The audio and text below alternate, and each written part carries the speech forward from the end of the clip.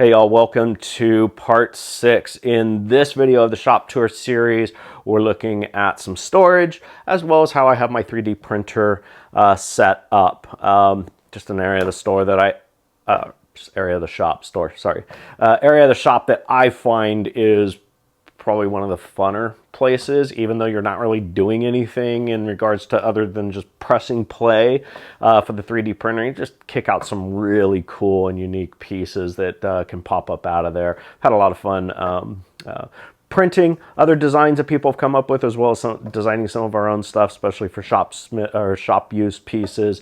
And then in addition, we'll look at some of the storage that I have for, say, my shopsmith and all the pieces that lay into this area. So again, thank you for joining in on this video.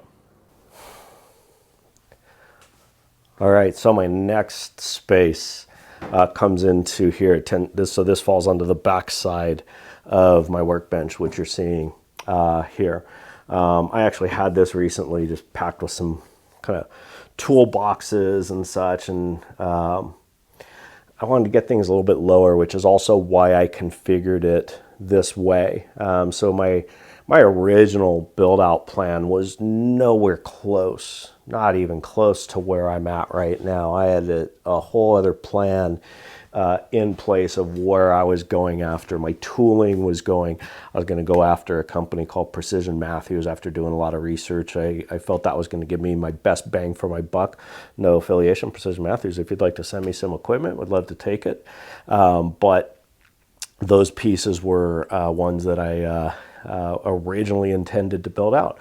If you look at their colors, they're typically like blue and white. So then I was going to go through and buy some new toolboxes. I was going to buy some blue ones, nice wood tops on them, and the toolboxes were going to be on this side, and then against the wall I'd build in a workbench where I'd have the lathe on top of it. I would actually put the mill on top of it and set everything up that way. I spent a bunch of time drawing it out, first on just a grid paper, transferred that over to Excel, and was sure I could use SketchUp and so on and so forth. But I was using these pieces because it was quicker for me.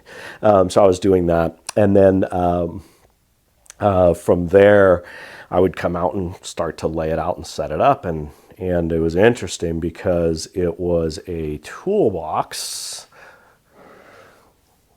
this one,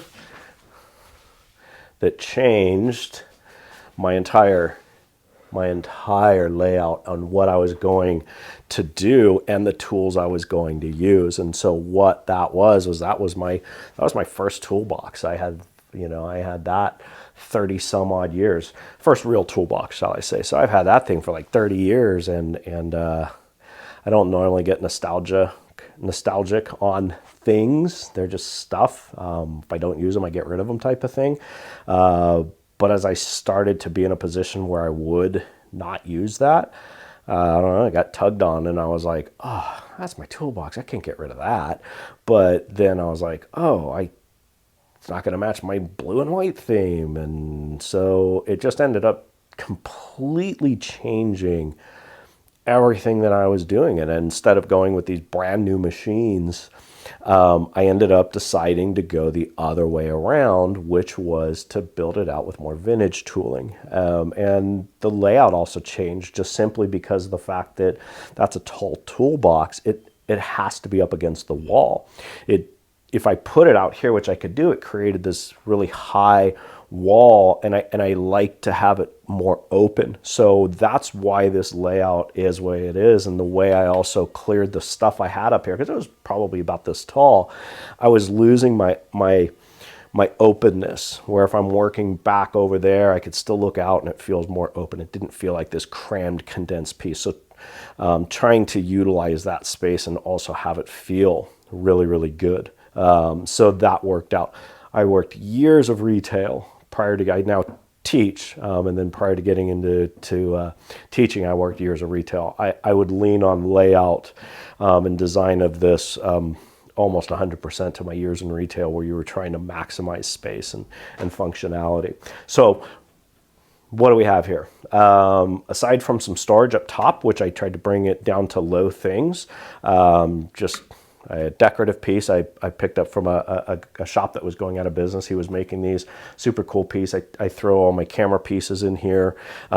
Previously I had those on my workbench, which I absolutely hated. So now I got those off my workbench, got them over here, got my high boxes off of here. So it lowered that down. So a lot was accomplished with that. And then I have my dial gauges in here. They're all magnetic based, so they sit perfectly onto this, which works really, really well for me. And all my measuring stuff, I just feel like I'm always measuring things now. So just having access to those works. I could pop them up when I do actually need them, where their intended use case would be the lathe and the mill. But I leave them. They live here for right now. Below here is where I've got almost all the stuff for my shopsmith, pretty well organized. And I'll show this one because this one's organized. I've got a lot of drawers in here that are not organized, right? So having the ability to have all this stuff just kind of in here and set up. So this is all the various components, right? Using dividers to set up my shopsmith. So quick access, right? Because it's just right around the corner and I'm there and I have access to that. So that's worked really well. Earlier I showed the cabinets I had behind my welding table. So I bought those and this all in one shot from Facebook Marketplace for a fantastic price, and it's worked really well for storage. Below it I've got things like the saw blades, which keeps it right in the right area, and then just various like holding jigs and probably a crap show down into there. Next over is the 3D printer, one of my favorite pieces. Like that's actually one where I'll sit back and be like, oh, I haven't 3D printed in a while.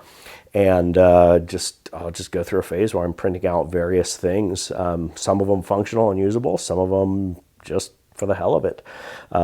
Coolest thing when I got this was my son coming in saying, so we could just pretty much make anything, like if I break a toy, or we can come out here and fix stuff. That was all I needed to know I was going in the right direction. So that's where I ended up with this. I had no intent on getting the 3D printer when I did, but and the biggest reason is I don't know CAD design. Like I had no idea on how to do that. Every time I think I even tried to use SketchUp, which is why I used Excel to lay this out. It just didn't make sense to me. It just did not work. And I was like, I can't get a 3D printer. I mean, sure, I could go on places like, Printables and Thingiverse and print up everybody else's stuff, but I could never design my own stuff. I don't know how to. But a deal popped up, could not pass it up.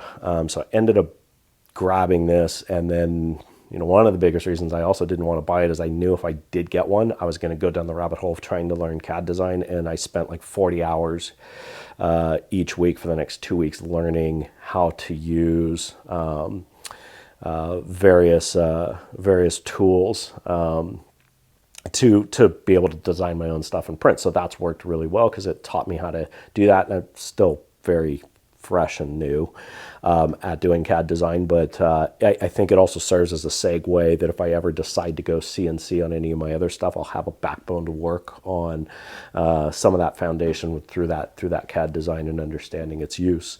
But that's helped me with also building some stuff for around the shop. I'll look at one of my storage pieces. So great spot for it to live here. And just even looking at things like power, I've got a pull down power plug right here. So when I go to use this, I just drop down, plug in. I throw a sewing machine light, which comes right through the glass, plug that in, and then this lights up significantly better than the original setup. And then the storage below that is I got like a drawer for this, for the type of stuff I would use in here. Then I've got things for like, airbrush and painting, hand painting, paint brushes, all that type of stuff I have into there on that as well. And an interesting thing on that, I've had this metal